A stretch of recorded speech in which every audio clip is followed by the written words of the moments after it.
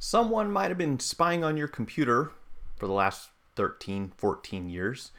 There are a lot of new cell phone scams going on right now, and also a business owner who complains that Yelp is hiding his good reviews because he refuses to pay for advertising fees from them.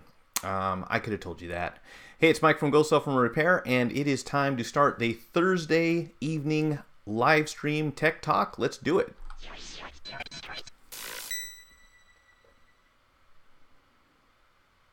I was wondering up until just a few minutes ago whether this was even going to happen. I don't know what it is with my internet, but somebody out there doesn't like me, I get the feeling. Anyways, if you haven't heard already, they've discovered something called Fruitfly Malware. They actually caught the guy who wrote this thing, and it has been floating around not just on Windows computers, but also on Macs, OS X, whatever you care to call it. And that is one of the most interesting things about this story to me, because a lot of times when you talk to people who have Apple products, they have a feeling of security that they get because they don't expect to have to deal with a lot of the problems that people who have other operating systems, mainly Windows, to my knowledge, if you run something else, Linux or anything like that, you're not as vulnerable. But, Mac's supposed to be the one that's pretty safe, and it looks like that wasn't the case for this one. If you're not familiar with the details already, there's a guy named Philip, I'm going to probably struggle with this last name, Durachinsky? It wasn't too bad. So Philip Durachinsky of North Royalton, Ohio, has been accused now and charged with, apparently, starting to take control of people's computers back in 2003. And again, as I stated before, this was not just for Windows computers. This was also for MacBooks. He was getting in, according to these charges, I don't want to say anything, obviously the guy deserves a fair trial, but he was indicted on Wednesday. He's charged with 16 counts in federal court, including violating the Computer Fraud and Abuse Act, wire fraud, aggravated identity theft, illegal wiretapping, and child pornography. The indictment says that he used his access to Fruitfly victims' computers to collect and save personal data from the victims, including their tax records, medical records, photographs, internet searches, banking records, and potentially embarrassing communications and data, because he actually was able to take control of their webcams and the microphones built into their computers, according to these charges, or according to this indictment. So, if this is anything to go on, when the federal government charges someone with a crime, if we don't already think that he could be guilty, at least we know that this crime has a potential to occur. So when you look at this and you say for the last 13 years, and it took this long because apparently he, hacked into the wrong computer. My understanding is it was someone in the State Department or some federal computer that he got into, and that's kind of what tipped them off. They did some digging. They found out what was going on. And this guy was not only spying on, hundreds of thousands of people probably, but he was also collecting their information and taking very detailed notes and records of what people were doing with their time, what kind of information they had in their computers, their banking records, their credit card transactions, and who knows what else. He could have put a keylogger probably in there for all we know. So this is going to be an interesting one. Now, supposedly this was caught because of Malwarebytes. They are a manufacturer, or they basically author or produce or create, or whatever you want to call it, antivirus programs. It's one of the ones that I've used for a while. I use a combination of different malware tools on my Windows computers, and they found out about this. Supposedly they've let everyone know, and an update has already been pushed out that has solved this problem, at least for Apple users. So I'm not sure what the details are on Windows, but this is really freaky. This is just one that we know about. So when we talk about surveillance state, cameras, microphones, all that stuff being vulnerable to attack, I guess the message here is that don't think that just because you're sitting behind a MacBook that you are protected. And this is one of the things that we hear a lot. When you talk to customers who are using Apple products, they kind of have a higher degree of security, and we understand why. Most of the things that are produced for Apple products are vetted.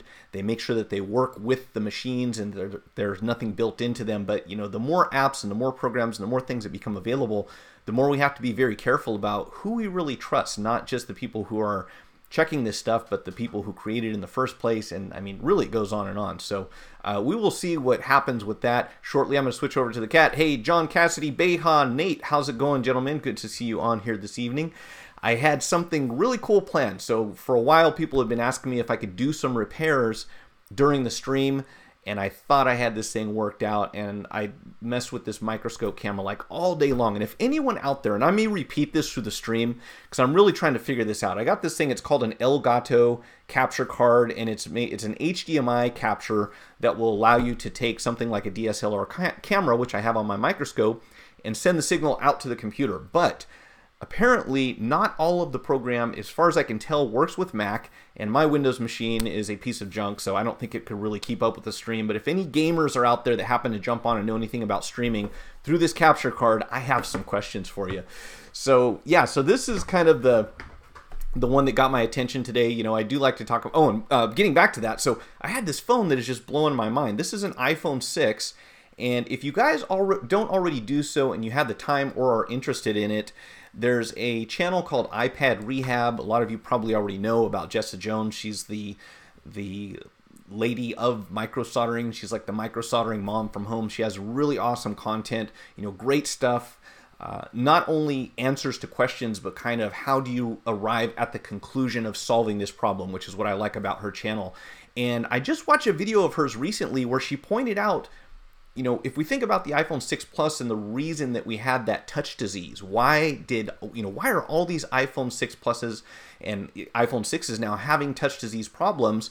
And we knew that it came down in part to the frame, to, you know, the fact that the outer housing was pretty flexible, it could move around, it wasn't really reinforced. But beyond that, in her video where she talked about the signature problems that we have with certain products, and this was pretty much iPhones from, I think, iPhone 4 and up, one of the things that she pointed out, well, two of the things that she pointed out was, one, that a lot of those faults tend to occur on the logic board right next to where the SIM card tray is. So when you think about this, when that phone is in someone's pocket and the housing starts to bend, those are kind of the weak points, you know, right on either side of the SIM card tray. And again, I'm not taking credit for this, so don't anyone think that I'm trying to sell this as my own information. This all came from the iPad Rehab channel. I'll put her link down in the bottom. You should definitely check it out. She deserves credit for figuring this out, among a lot of other things. The other thing that she pointed out about this, and for all of you who are techs out there and have noticed this, one big thing about Apple that makes them stand out from every other manufacturer is that they screw their boards down into the frame in several different areas. So you have screw holes all over this board from top to bottom, which means that any flexing that happens to that housing for that iPhone is going to be immediately transferred to the logic board. Whereas if you look at a lot of other phones, Samsung in particular, you know, LG, a lot of these other phones, they don't really secure the board tightly down onto the frame. And her theory, or what's the word I'm looking for, educated guess, her hypothesis, I guess, is that one of the reasons that we have so many problems with iPhones, and this goes up to and including the iPhone 7, and I would imagine it will continue as long as they keep doing the same thing with them, and that is that anytime that housing bends, the board on the inside has to bend with it. It has no flexibility. It's not just kind of sitting in there with any movement. It is tightened down onto the frame, and it's going to transfer any of that flexing directly to the logic board. So I would expect, as she stated, we'll probably continue to see these problems where components are creating, you know, either lifted pads or cold solder joints, or, you know, pieces are actually falling off, and it's going to tend to occur in those same areas. And the reason I brought that up is because I've been struggling with this phone for like 2 days. A viewer actually sent this in. It was an iPhone 6, and it was shutting down and rebooting, and just, you know, it would turn off and turn back on, turn off and turn back on. And I took a look at the inside of it, and it had quite a few different problems, including some long screw damage, some liquid damage. Someone had worked on this backlight and done a very sloppy job, like they didn't even mount the components flush on the board. So I have a feeling they were working with probably not the correct type of soldering equipment. But it got to the point where the only way that I can make this phone stay on is to push down, to put pressure right in the area where the display connectors are. So not on the display connectors themselves, but on the threaded barrels, like the one right in the center, which has some obvious screw damage. And if you look at it under the scope, it's actually spongy, so it's kind of pulled away from the board. But unfortunately, the information that I have doesn't really tell me. It does tell me there is a 1.8 volt line that runs underneath there, but it doesn't tell me what it goes to. So I don't know if that's the reason or not. And I've been trying to figure this out, and I just finally sat it on the shelf. So in between that and try to set up this camera stuff that doesn't work, I just kind of gave up on it for now. I'm going to think about it for a while and come back to it later. Jessa was the reason I started micro soldering. She was the first channel I say that did it.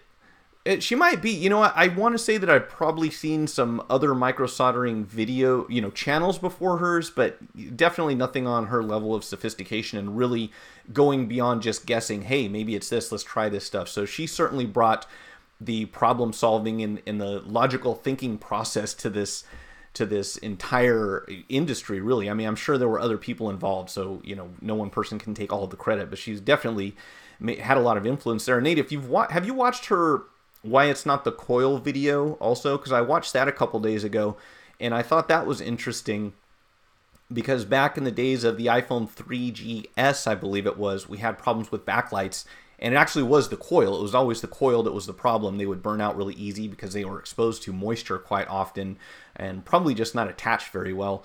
And at that point, it was the coil, and that kind of, she explained this in her video, that kind of carried over to future videos where people would always say, oh, if your backlight doesn't work, it's the coil. Where in most cases, at least for the iPhone 4 series and 5s, that's typically not the case. And if you watch that video, you'll see on an iPhone 4 or 4S, there's no way that the coil can be the problem. I mean, it's embedded in so much stuff that it's virtually impossible for it to break. The thing was, the weird thing, I guess, maybe I was kind of a latecomer to the micro soldering world at that point, but back in the days of the iPhone 4s, when we were repairing those, I don't remember anyone referring to the coil being the problem. So maybe I wasn't in that forum where people were talking about that stuff, because I don't think we ever immediately thought it was the coil, but apparently a lot of people did, and that kind of led to some problems. I like her live streams, but they are always so late. It's like 1 a.m. Yeah, I noticed that too, and I really enjoy her live streams, but they tend to go on for hour and a half, 2 hours a lot of the times. And when I watch her videos, I'm typically trying to solve a problem or learn something to get some more information out of it. So I'll generally go back after they're published and play them at 2x, as Nate and I were talking about last week, which I'm sure some people do here too, because I tend to go on a bit. So but yeah, I'm not sure why she does it so late. I guess maybe it's after business hours or something. Hello, Johnny Chang. What's going on? Good evening. Is a temperature-controlled environment the key to a successful micro soldering work? As far as the ambient temperature in the room, I don't think it's crucial. I mean, it would be a consideration if your board is, if you're preheating your boards and you're coming from, I don't know, how cold can it really be in a room? Let's say it's down to 50 degrees, and I'm talking Fahrenheit, of course, here, because I can't convert that. What does that come out to, like 20 Celsius or something like that? 20, 40, 50, 25.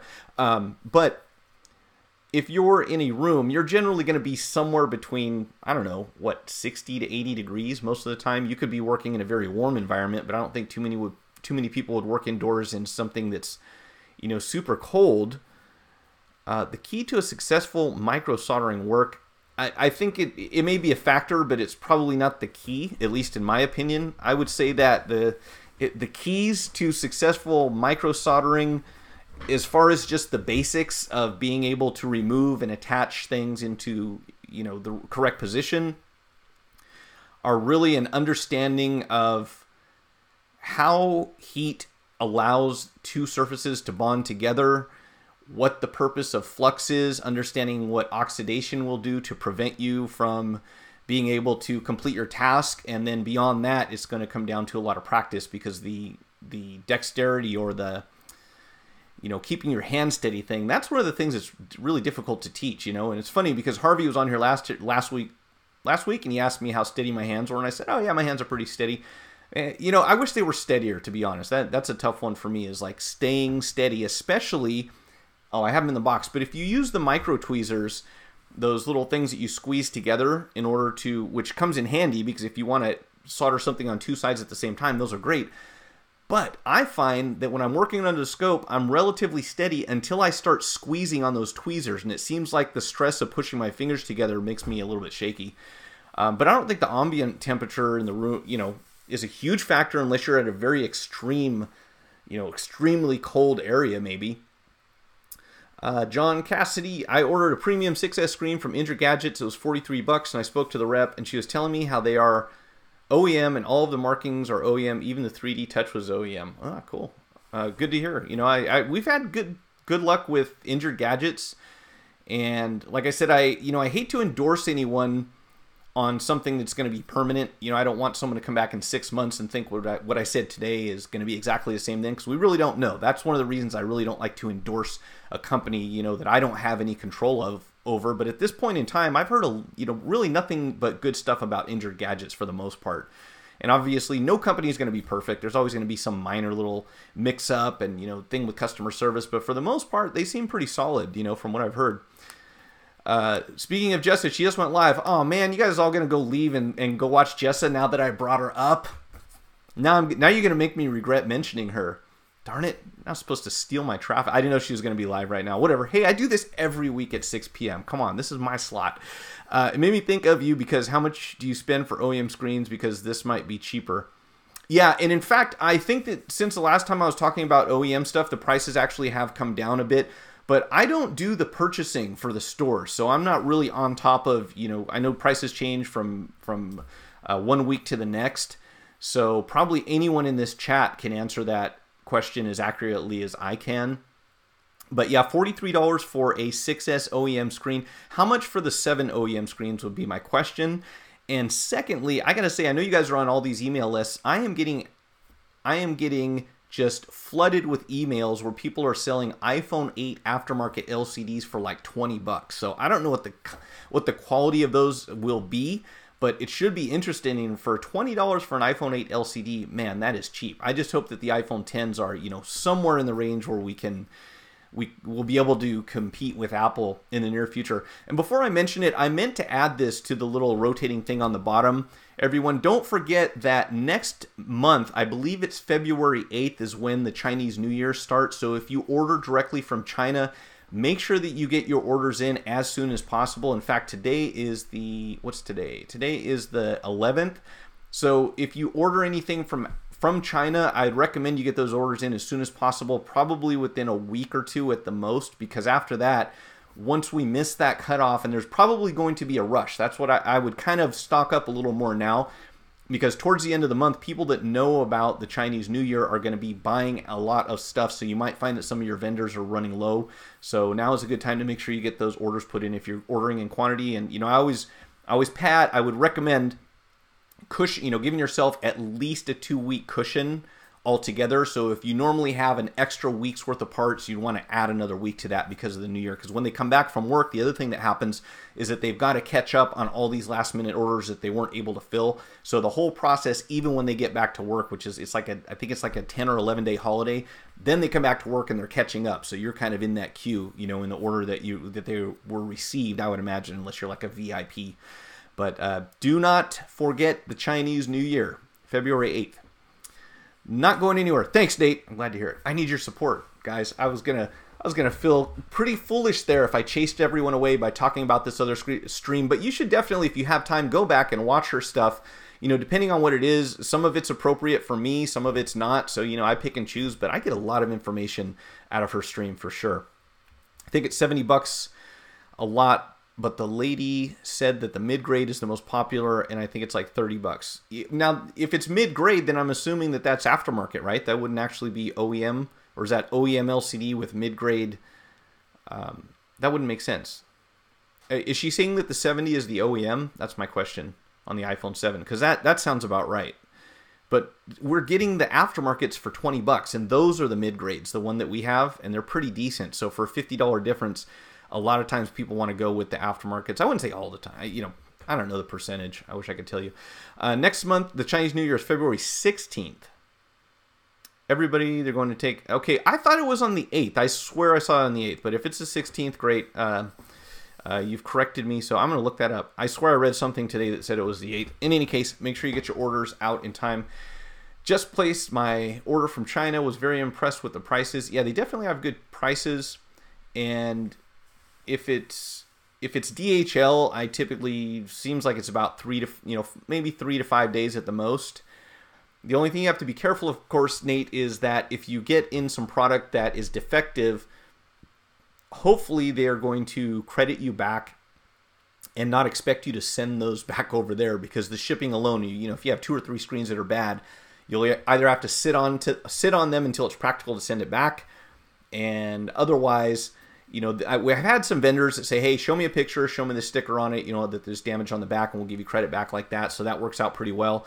However, I will tell you this, we have a guy who comes to our store, so we try to buy as much from him as we can. You know, he actually shows up, tests every LCD in front of us before he drops them off, and then we know everything's working, and it's difficult to come back. You know, if we have a defect later on, he'll still warranty it, but we know they're working when he drops them off, and he knows that the stuff that we're selling back to him as refurbs are working when we sell them to him. So there's no question about how much credit we get for that stuff. Now, his selling pitch, if you want to call it that, is that he actually works with people in China, and he knows how the system over there works. And obviously there are people who do business 100% legitimately. So if you deal with a company that has a good reputation, that's great. There are, however, some people who will take advantage of the fact that when you ship something back to China, the tracking is not consistent from the time that it leaves the US until the time that it arrives at that person's location. So everywhere between here and there, this is what he told us. You know, he said, you know, if someone wanted to be dishonest in China, it would be easy enough for them to claim that if you sent them something, it had never arrived, and there's really no way to prove that that's not accurate. So for what it's worth, this is what, you know, the guy who's selling us screens told us this, but I thought it was something worth considering. You know, it's going to be kind of tricky to return something all the way to the other side of the world, whereas when it comes from China to here, you know, obviously they have DHL, but they also have, if you do the slow boat from China, you can get China Post and they can ship things here for free, but it will be 60 to 90 days, or was it 20 to 90 days or something like that? Let's see.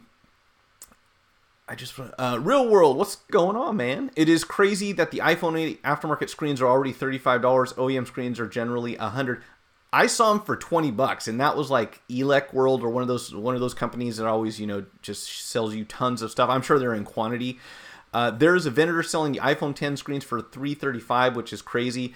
And I don't know, does anyone think that it's going to be realistic that that will come down much in the near future? I kind of doubt it, because, you know, AMOLED is AMOLED, or OLED is OLED, or whatever you want to call it, and it's coming from 1 or 2 factories at the moment. Now, once they expand, you know, once South Korea expands into China and LG starts manufacturing things, which supposedly is the plan for at least the next iPhone 10, 10 Plus, 10s, whatever it's going to be, that should bring the cost down some. I'm hoping a lot of other manufacturers jump into that category and start providing that, because that's the only thing that would really make it, you know, realistic to have something that we can not only compete, but we'll be able to beat Apple eventually, you know, as we do on LCDs in many cases. So hopefully that will happen.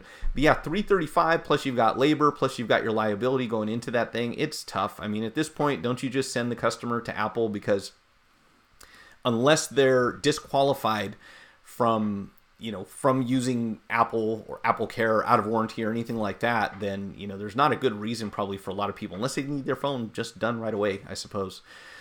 Nate says, it's my first, and guys, if I say your name, it's because I'm recording this for the podcast also, so I know it seems kind of goofy, but that's why I always kind of preface these. Nate says, it's my first time placing this type of order, but they claim to be top 3 in China. I figure if a few are bad, I still got a great deal, and I'm dealing with one person who seems to know good English. That always helps a lot too. Yeah, the thing about the translation, I have a tough time. In fact, I was looking at a microscope in China yesterday that I wanted to think about purchasing. You know, these Amscopes are great, but there's another vendor that sells something similar for slightly less money. And, you know, all things included, shipping and getting it here, seemed like I could still save a couple bucks. And if you start buying something over and over, you know, you want to do that as often as you can. So I asked her what it could do, and she kind of gave me an explanation. And then the moment that I asked her whether or not, you know, because it's a USB camera that comes with it, you can put it on the microscope, look through the eyepieces. And the moment I asked her if it was simulfocal, she had no idea what I was talking about. So I had a hard time communicating to her that some microscopes will share one of the oculars with the camera input, because, you know, obviously salespeople don't really get to the level of knowing the technical specs on a lot of their products unless they absolutely have to. So that was a little confusing. I would think that someone who lived in China and spoke fluent Chinese or Mandarin or whatever, I don't know what the correct designation for the language is, but if someone was fluent in the language in Shenzhen and English, it seems like they could make a lot of money just translating emails, so that vendors who try to communicate with us, they should have someone in the middle, and even building websites, because obviously Google Translate does so much, but it's not always that accurate. I always thought that would be a great job for someone just translating Chinese websites into English, so that people who wanted to do business with them would understand what they say, because a lot of the translations are pretty rough. Real world review. Since the iPhone X is a plastic OLED screen, I believe it's plastic because without the top glass, the screen is extremely flexible. I will find it hard for people to make third-party screens. Don't tell me that. It's probably true. It seems like almost like they wanted to sabotage us on that one. Has anyone seen that sandwich board opened yet? I'm really curious to see how that thing's going to come apart, or if it's realistic that we'll be able to get inside of it, because like any other iPhone screen, I'm sure that they will have their share of problems. By the way, friends, cheers. I'm having a glass after a long day of working on phones and struggling with microscopes. Hopefully I'll have this thing up and running next week. I really wanted to show you. Had the power supply set up so we can see what it's doing when we boot the phone. Had the microphone with the camera, and I just can't capture the video from the camera for some reason. And I think it's going to come down to me buying another Windows computer and Windows 10, which I've put off forever. I know, but I just don't want it. What I have works. Johnny Chang, does replacement phone display come from different manufacturers, say from Sharp or Samsung or even Sony for certain popular models?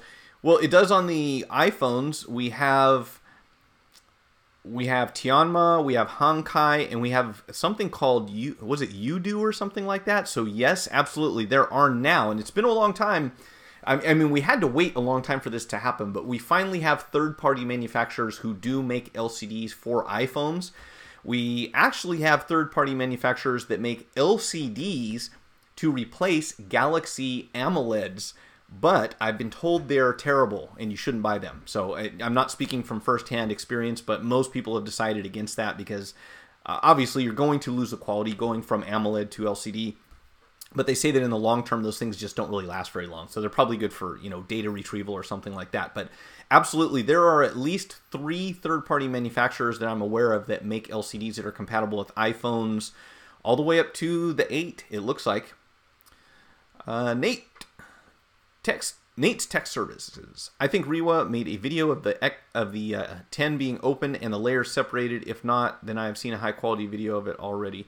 Yeah, I want to say I saw someone messing around with it, but I don't think I actually... personally, I didn't see him take it apart, but I hope that that's doable because, if not, think of the place that they're going to be putting their customers in. If your phone... Not only would Apple not be able to service the phone, but it will be very difficult for us to do so also, and that's pretty lame.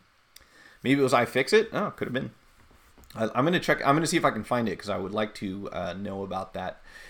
Now, in between here, and I love to keep the chat open if anyone is joining us for the first time, we take all sorts of questions and comments and conversations about phones and tech. That's what we do here. In the meanwhile, I have a few things on the list that I want to go over when we have time. And let us see, what did Real World just say? iFixit. Actually, I forgot I have bigger chat up here. What am I doing? Squinting. iFixit opened the iPhone X. Like John said, but I doubt there will be much repair companies can do. Also, with the board stuck together, I would assume that the iPhone X would kill itself before the warranty is up. If not, it'll definitely throttle itself once the battery starts to discharge, right? Yeah, I'm going to bring that up again. This is, it's funny, I go into all these forums and it's pretty obvious who is either an Apple stockholder or what a lot of people like to refer to as fanboy. And I don't use that term, but you can tell when someone has a high degree of loyalty to a company. And for someone to say, oh, Apple really did the right thing with this. Everybody does this with their phones. And, all sorts of arguments that don't make sense because no one else throttles their phones and no one else does this kind of stuff without telling telling the consumer what they're up to. I mean, that was the real foul here, if you want to ask me. At least tell me that I should expect my phone to be slowed down or have an option to shut that off so that it doesn't do it. If I'm happy with the battery the way it is. But obviously, they have a strategy behind their design and their response. John, do you think on the next iPhone they will make the back glass replaceable? Wow, it's a good question. I would suspect if you just, I'm interested to hear everyone else's take on this, but I would suspect no. I have this feeling that Apple is going to do a lot of things that will make sure that the customer will consider going to them for a solution. I think that's going to be a big part of Apple's thinking going forward. We know that they're already opposed to right to repair, and we know that they've taken most situations and figured out a way to spin them so that they can get the customer to go to Apple. I really think that's part of their game plan. Obviously, if you're opening up retail stores, your game plan is not just to sell products. You want to have people coming through those doors so that you can sell them additional products and services. So to make anything that will be easily replaceable or easier than it currently is, I don't think that would fit into their overall strategy. And I could be completely wrong on that, but why Apple would want to make anything easy for anyone when there's as opposed to making a profit, I don't see that happening. That's the impression that I get, after seeing their devices for the last decade and after owning and using and repairing many of them. I think they're going to do whatever gets the customer to go to them, which kind of sucks for us, obviously. Real World says, I doubt it. Apple has kept the same chassis since the 5, with the back glass being impossible to replace without giving the customer a new phone as the fix. Nate says it is replaceable, just a huge nightmare you can't wake up from for a few hours. And actually, Nate, that's the guy that would know it as well as you do, Real World Review, because that was his video we watched last week. But yeah, I don't see them making it much easier. And in fact, one of the other things that I caught on the micro soldering channel was that apparently Apple's solution, remember, we have this problem with the Touch IC, which, let's see how close we can get on this camera. So the Touch IC is going to be right above my finger. A lot of you already know where this is. Okay, the Touch IC is right there, right above my index finger, and the one that typically goes bad. And what their solution was, knowing that the board flexing is going to cause problems with that Touch IC, is, well, you can't just redesign the whole phone when they refurbish these and send them out of the factory. So apparently what they've done now is to add that really sticky underfill inside there. Like if you've ever taken a TriStar off of an iPad Air, that gunk is now going to be coming out underneath the Mason, and I would assume the Cumulus chip, and probably everything in the vicinity on the iPhone 6 Plus and 6s or 6s that customers get when they turn in their old ones and they get a replacement unit, if that's still going on. So, just one more way to say, let's put a Band-Aid on this thing for now, not really address the problem, and maybe going forward with new designs they might fix it. But why would they? Because if you make a phone that never fails, then it's going to be tougher to sell phones. And I'm not saying that Apple is evil. Maybe they are, but I think that every company out there is thinking about what they can do to get people to buy a new phone next year. Because if your phone lasts 2, 3, 4, 5 years, that's a big chunk out of their profit. And once you have reached a point of saturation in any market, you need to figure out other things that you can sell or ways to incentivize people to upgrade and buy the new model that comes out next year. So yeah, I would expect them to continue doing stuff like that. Things like that. Let's see. John Cassidy. What do you tell people that are contraries allowed losing the warranty once you... Hold on a second. Let me read this again. What do you tell people that are contraries allowed... Oh, about losing the warranty once you replace it? You talking about the back glass panel? Oh, that are worried about. Yeah, that are worried about... are you doing talk to text on this thing? Because that's what mine looks like when I try it. What do you tell people who are worried about losing the warranty once you replace it? Are you talking about the back glass, John? Because my answer would probably be the same, in most situations. If we... Oh, and actually, I don't know if that voids their warranty or not. Because, Apple's kind of come forward and said, if someone else worked on your phone, that's okay. You can still come to us as long as they didn't completely trash it on the inside, and we'll still work with you. But as far as initially voiding the warranty, I don't know if the back glass would count, because apparently the screen doesn't, to the best of my knowledge. Now, this does seem to vary from one Apple location, maybe from one state or one country to the next, because I've heard different stories. But Real World, tell me if you know anything about that currently. Can you replace a screen and or back glass on an iPhone 8 and still have a warranty to the best of your knowledge? I mean, I know it's kind of early to tell because it was just released, but I don't know the answer to that one. I know that the screen, replacing a screen doesn't void the warranty as long as the person that worked on it doesn't mess up the inside, or leave obvious traces of damage. You can put an aftermarket screen on your iPhone and still be under warranty, at least to the best of my knowledge, in this area, in the East Bay area, California. But I don't know about the rest of the world. And I don't know if the glass, if they saw that glass, because obviously it's not going to come off nice and neat in one piece, but are they going to be able to tell that it was removed, really, without taking it off? I don't know. If you think about it, the iPhone SE costs $269 to fix the back glass. What? Oh, the iPhone SE. Yeah, that's true. That's pretty lame. If you look at that other damage thing, that's silly what they're trying to charge people for that stuff. Yeah, good question. How long did it take you to do the back glass on the iPhone 8? I estimated an hour and a half, but I think that was based on what you told me. But how long exactly? And how long did it take you to edit that video when you shot it in 4K?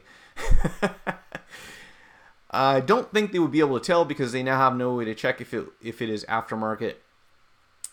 They have it. Yeah, on the back glass, I think it'd be tough unless they just pulled it off and said, hey, this thing actually comes off. But I don't think you'd have to worry about it. I could be wrong. Why doesn't Apple address the teething issues of their products by making revisions to the design between batches or lot of production? The teething issues? Can you clarify that one, Johnny? Why doesn't Apple address the teething issues? I'm not sure what that was meant to be. All right, so we also have more phone scams. Yeah, okay. So there was a gentleman, I saw this interview and it kind of made me sad. I felt bad for the guy, and at the same time it kind of made me laugh because of what he said. So there was a person who bought a phone online, went on Craigslist, wanted to buy this $600 iPhone to replace his wife's iPhone. Ended up meeting someone and he said, hey, can I give you $400 for it? They said, no problem. They met him. They sold him the phone. Want to guess what happened? Did they take off running with his money? No. Did they sell him a fake iPhone? No, not that. What they did is they waited apparently somewhere beyond a month, because this guy said that after having this iPhone and no problems with it and everything was cool and he was using it, and 2 months later it shut down and just stopped working. So he contacted his carrier. It was AT&T. He contacted AT&T and said, what's the deal? My phone doesn't work anymore. And they said, oh, that is because the phone has been reported stolen. And this is one of the things that gets me and really makes me want to communicate to people, especially when they come to training. I said, and even on here, when people ask, should I buy and sell phones to make a profit? And one of the tricky things about that is knowing that not only that it's a legitimate phone at the time of purchase, but also that it's not going to be reported lost or stolen later on. And obviously that can happen. And the guy said, I felt bad for him. At the same time, this made me laugh. Here's what he said. She found out that the phone was recently reported stolen. Why would you report a phone stolen if you're selling it to me? He said, visibly agitated. Well, I can tell you why, because he's committing insurance fraud. We know the answer to that question. Someone sells you a phone, they wait a while, or at least, delete their ad or delete their phone number or change it or whatever, so that you can't get a hold of them. They report the phone stolen, get a replacement from an insurance company, and they get to keep the money that they got for selling you the phone. And now you have a stolen, non-functional phone. So the thing about this is that if you're collecting on insurance for a phone that was stolen, typically you've got to fill out a police report. So this is, gone beyond just taking advantage of someone, but you're also committing fraud because you're filling out a fictitious police report saying that your phone was lost or stolen when in fact you sold it to someone. And, people that don't know better get caught in the middle of this. Apparently, in most states, this type of insurance fraud is considered a misdemeanor. However, they say in Florida, it is a third-degree felony. I don't know why it's different in Florida, but apparently this is where it took place. So, the real question is, if you're buying used phones, how do you safeguard yourself against this type of situation? And it's a difficult thing for most people to do because, if someone walks into a store, if you have a storefront and you say, look, I want your ID, and, you can go as far as saying I need a thumbprint or something like that. When you have that kind of information at your disposal and the phone turns up stolen, the other person's got to know that it's the first thing you're going to do is file a police report and show them a copy of the ID that was provided when they sold the phone. At least you would hope they would, put two and two together.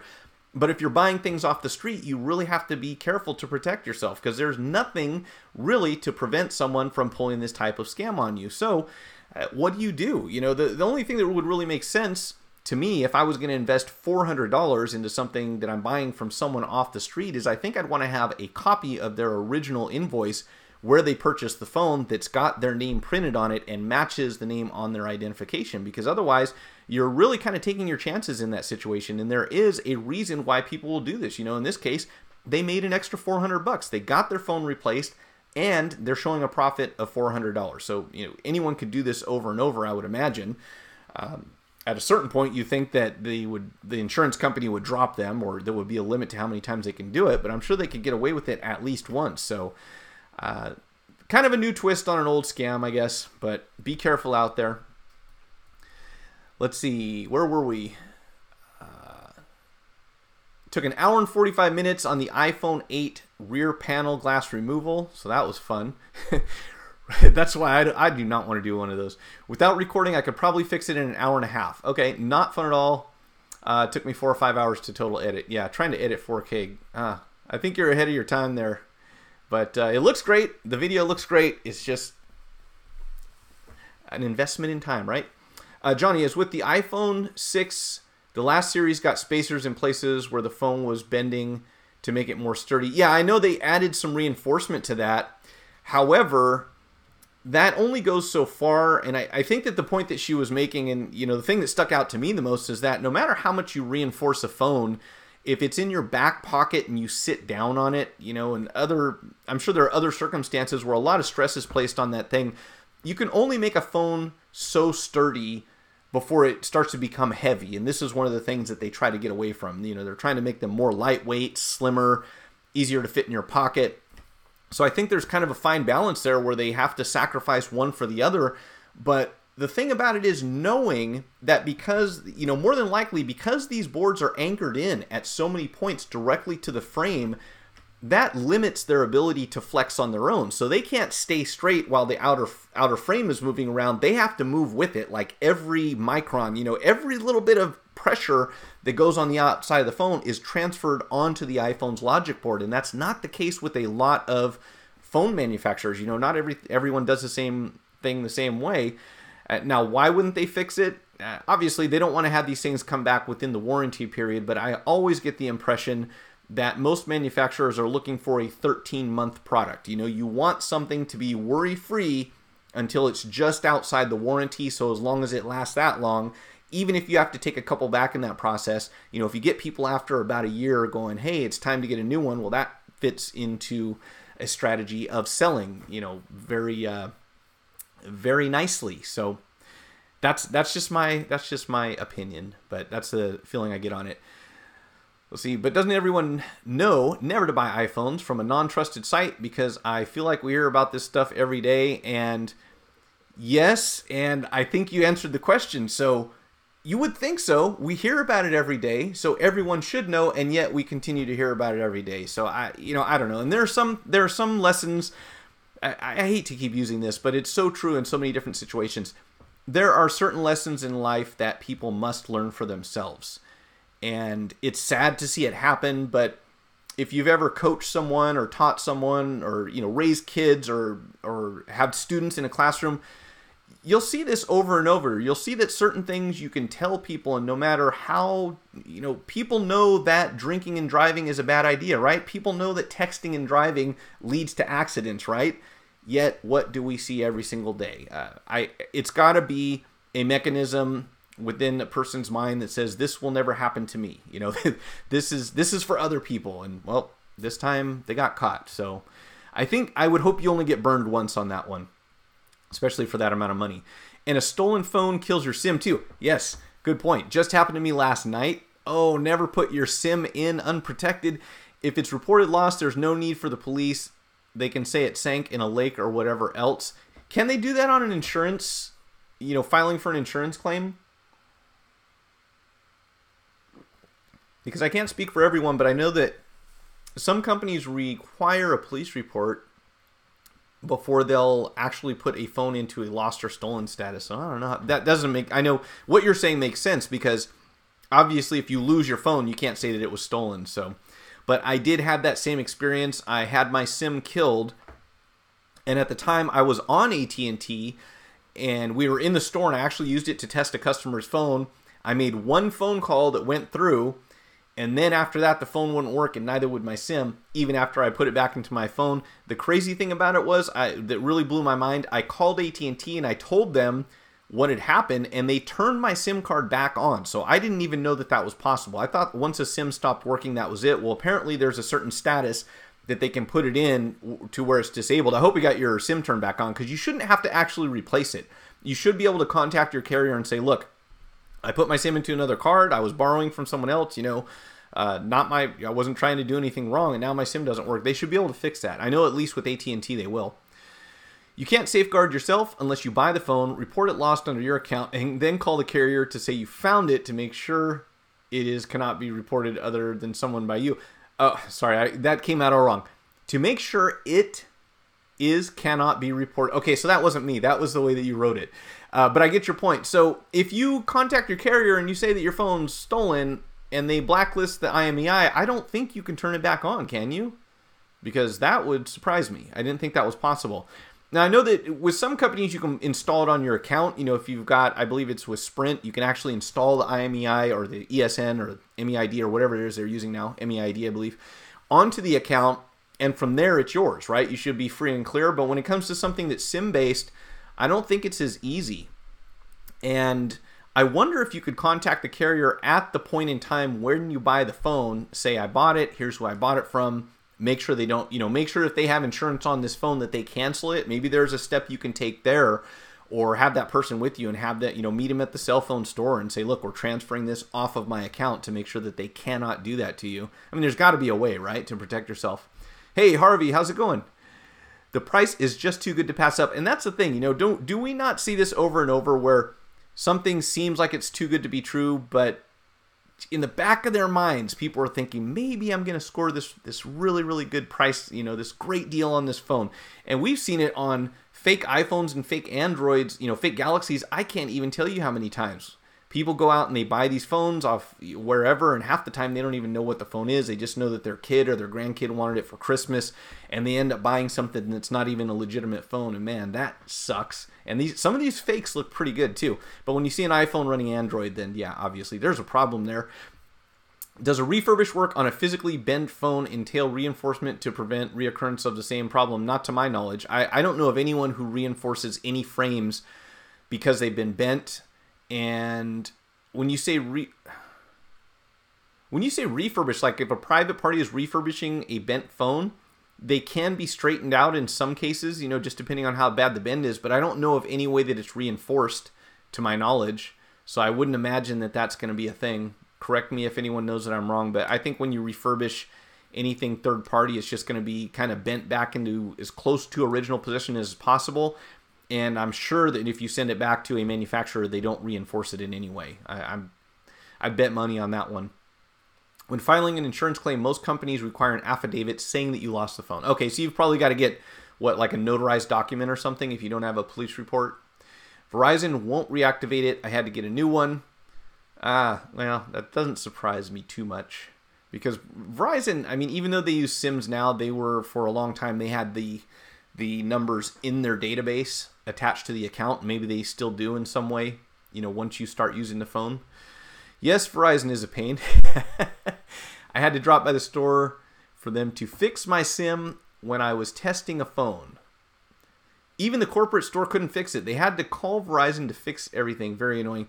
Verizon has a very interesting way of doing business, and I'm not sure that all of it is based on business philosophy. I think some of it has to do with the way that their system works, or was designed to work initially. But yeah, they can be a tricky one to do business with, as can a few others. So watch out. Don't buy any good deals. Well, you can buy good deals, but make sure they're from legitimate sources, right? Do you ever have a problem with an iPhone on one side of 3D Touch, not very responsive? Because I had that and called the company, and they said they'd never heard of it, but they still replaced it. So if it was the screen itself, no, I haven't.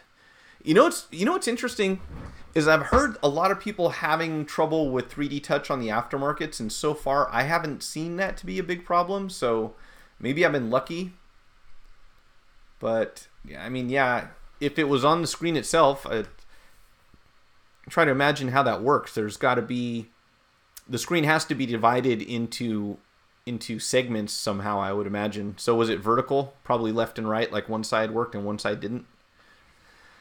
I don't know if I told you guys this, but I put together an iPhone, or I took apart an iPhone 7 the other day, and there was no screw behind the home button. The screw that goes behind the home button, you know, the one that you have to be really careful not to over tighten, it was completely missing, and the phone worked fine. And I actually ordered a replacement set of screws, which I'm just procrastinating on going through and figuring out what they are, because that's so much fun to set. They come in a little baggie all mixed up. But at least on this phone, with no screw behind the home button, everything was working fine, including the Touch ID. Didn't even know that was possible. Oh, taking off, Nate. All right, good talking to you. I'll be in touch. I have your email address yet. I have your email address. Good to see you. Have a great rest of your week, and I will see you on Monday, Nate. Thanks for joining us, and let's move on here real quick. It is almost 7 o'clock. So, one more for you, and that is our favorite. I think this slide actually started in the wrong order, but that's okay. So, there was a restaurant, I want to say in Texas. Let's go ahead and pull up the link here real quick so I can tell you what it says. And the Toasted Coffee and Kitchen in Dallas has a 3.5-star rating on the Yelp review site. Oh, don't start playing videos. This is why I generally use ad blocks, and I shouldn't, but people don't put this stuff everywhere. The reviews from visitors call it trendy, but not in a pretentious way, blah, blah, blah. Yelp repeatedly reached out to this business owner on phone and would call him sometimes as many as 4 times a day. Sound familiar? To ask him to pay a fee on a monthly basis for helping manage his restaurant's page on Yelp after he repeatedly said he did not want the services. The good reviews for his business started disappearing from his Yelp page. If anyone is surprised by this, speak up, because in my experience, this story does not seem to be that unusual. It appears that many people have claimed, allegedly, many people are saying that they get bombarded by phone calls from Yelp, and when they decline over and over and eventually probably end up telling the reps to stop calling them, that they feel as if their positive reviews become filtered, and this affects their overall rating on Yelp. Sound familiar? The thing is that Yelp does not really disclose how their algorithm, as they call it, works as far as rating people's reviews and deciding who to filter and who not to filter. And I know that it would be easy for a business owner who wasn't happy or who got a negative review to say, oh, well, Yelp's picking on me, you know, people are being unfair, they're discriminating because I won't give them money, and that all makes sense. I can see that side of the argument. I can understand someone being mad and saying, well, it's all their fault, you know, they did it, they want my money, and that's it.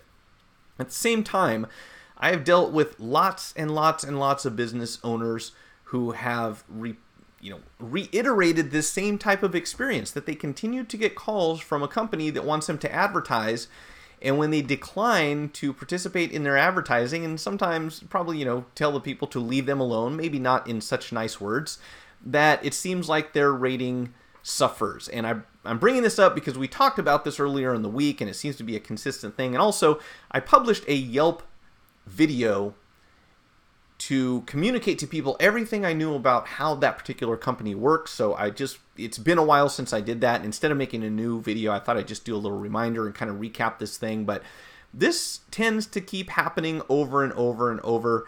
And it's difficult for me to believe that this is all just sour business owners saying, oh, it's all Yelp's fault, these customers are being unfair and they're treating me unfairly. I have a hard time believing that after the things that I've seen and the things that I've heard. So obviously, we can't say, you know, 100% Yelp is not, you know, is dishonest or anything like that. But what I can tell you is that there are some things about that company that if you don't already know, you should, especially if you've ever thought about using them to find anything in the way of business ratings online. And the one that sticks out to me the most is this. I have a Yelp account. I've had it for, I don't know, 10, 12 years.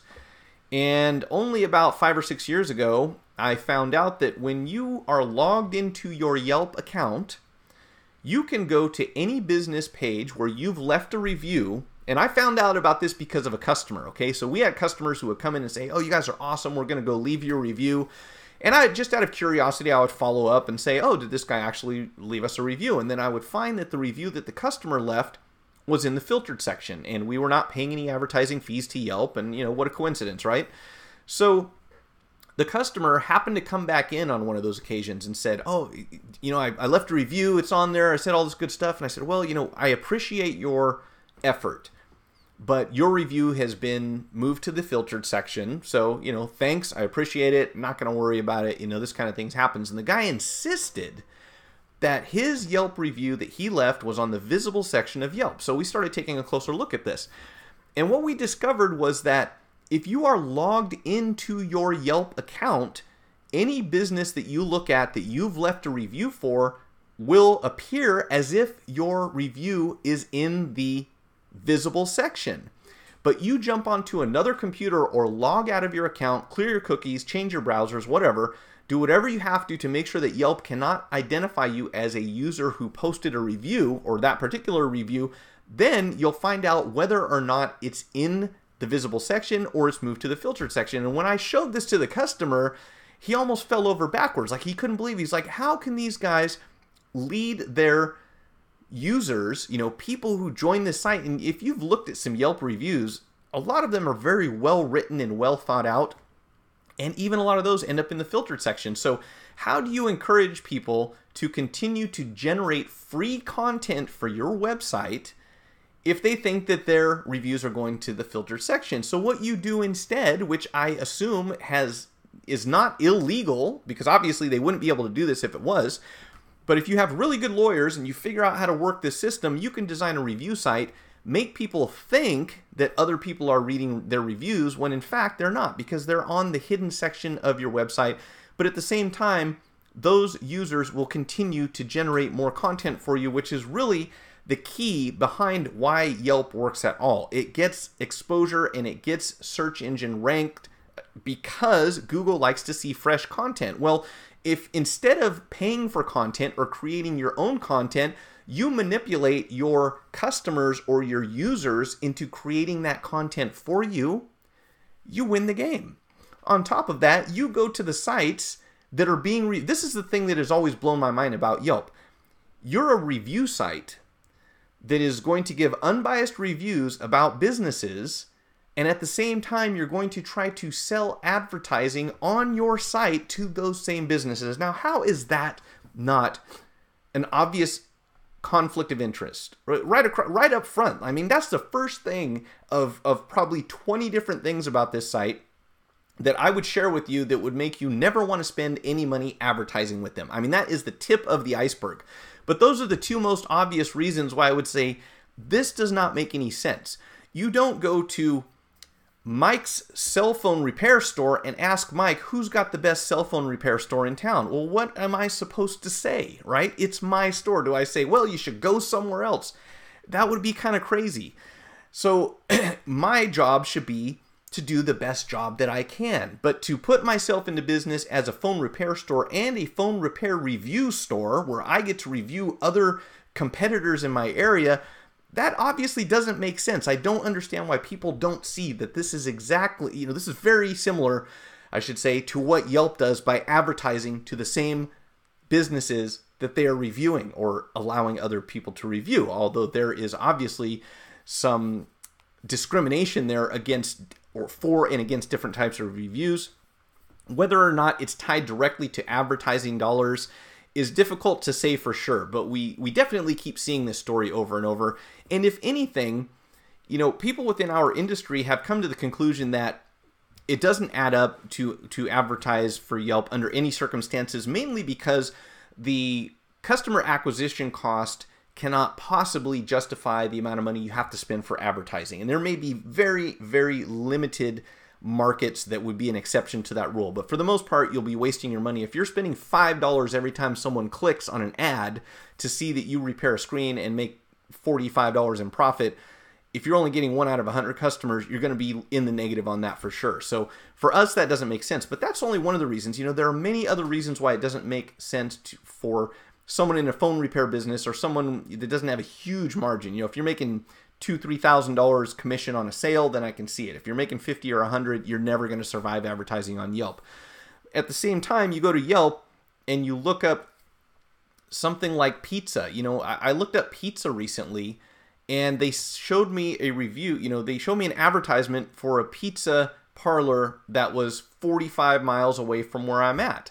Obviously, I'm not going to order pizza from someone that is that distance from where I'm at. I'm not going to drive there, but yet they are getting charged to show me their advertisement. So how is that targeting? I probably should stop there because this can go on and on and on. But I did make a video that it was the top 10 things you should know about Yelp. I'd encourage you to check it out if you ever think about spending money with that company, and probably before you write or read any reviews from that website. They're good for directions and store hours, and in my opinion, that's most of it. Let me get back to the comments here because I got behind a bit. Let's see. What do you tell people that trying to get you to give them a deal of screen replacements? Well, I give them a couple options. You can get OEM or aftermarket, but if you're trying to get me to go lower, I don't have a lot of margin to work with in the first place. We have to be competitive, so it's not like we're making tons of extra money on these. I will, on occasion, negotiate with the customer as far as accessories go. We have a little more flexibility when it comes to that. If we have tempered glass protector, charger, something like that, charging block. But with the screen, it pretty much is what it is. We've got the prices down to the point where we can be competitive and to stay in business. I don't do a lot of negotiating if that's what you're talking about. Maybe if you're doing 2 screens at a time, and on the rare occasion that I get someone who says, hey, if you give me a deal, I'll send you all kinds of repairs. I'm going to tell all my friends and you're going to get 10 sales out of this one. I go, okay, tell you what, you pay full price for the first 9 and the 10th one is free. How's that? Because that to me seems fair. Or more realistic, right? More reliable. People soon forget when they make promises like sending you referrals and even writing reviews. The short-term memory seems to go away pretty quick in many cases. Are Google reviews from Yelp? No. So Google is completely separate. TripAdvisor is completely separate. There are a number of different types of review sites out there. Yelp is Yelp and that's it. However, they get ranked very high on Google when you go to look for business because they have so much fresh content coming in. And like I said, this is how their whole mechanism works. You get your users to generate all the content. All you do is sit back and sell advertising. And even if they don't sell a lot of it, they're getting tons of traffic. So, but they are not affiliated with Google. No. Yes, an Arizona number. Yelp will call us 1 day per month. The only thing they will call about 5 times a day. Oh, for advertising, I would imagine. I've been hearing that more people are moving to Google reviews due to Yelp's questionable practices. I certainly hope so, and I hope it's not a lot of shady people from Yelp that move over to Google, but I hope that people consider alternatives to Yelp because there are a lot of ways that Yelp could improve their system. At this point in time, I don't use them and I wouldn't recommend anyone did. And I'm not saying that couldn't be fixed, but it doesn't look like they're taking any steps to do so. So really the way that company is designed, their business practices, and to my surprise, after working with someone who was a former employee of Yelp, as I stated before, they are everything you can imagine and even worse. Like it is worse than I even thought. So a lot of my suspicions were confirmed. And no, I'm not going to give out his name, obviously. But really cool guy, and he told me a lot about the inside of that company. Nope, they aren't because they're competing rivals. Yep. That's a good point, Johnny. A lot, I would say most Google reviews probably do come from Android users. So there's another thing to consider. So what does that mean? Does that mean most Yelp reviews come from iPhone users? I don't know. But I can tell you this. Here's another thing that just drives me nuts about a lot of different companies, definitely Yelp. If I go onto my phone and I Google something and a Yelp review comes up and I go, okay, you know what? I'm going to click on this to see where the directions are, what the phone number is. And I click on that listing and it sends me to the Yelp app and I've got to install an application to see this information. No, that should automatically be that should get kicked down on the search results, because you shouldn't have to have an application on your phone to get the information that comes up in a Google search. To me, that's ludicrous. The best part about Google reviews is that they never call you to get money. Good point. Plus, they are far less fake account reviews, and I agree completely. Yelp is... It's a weird thing about it too. It's actually pretty easy to manipulate. You know, if you want to figure out how to get a whole bunch of positive or negative reviews on Yelp, it is very doable. I don't suggest that you do, but they look at the obvious things, as you can imagine. Your IP address, the time of day that you post, where you're posting from, how often you post, whether or not you're connected to social media, do you have photos on your profile? You know, it's all really basic stuff when it comes to their algorithm. But on top of that, you can take an equal profile and post to different businesses, and they don't always treat every business equally, in my experience. So there's something weird going on about that company that I would challenge anyone to disprove. There's something really weird about the way they do it. And they say that they don't know how their algorithm works and that it's all automated, and I'm doubtful about that. Also, you'll blow people's mind when you tell them that the Better Business Bureau is not a government agency, and you'll blow their mind even more when you tell them that they're full of crap and they are in business to make money. But that's just my opinion.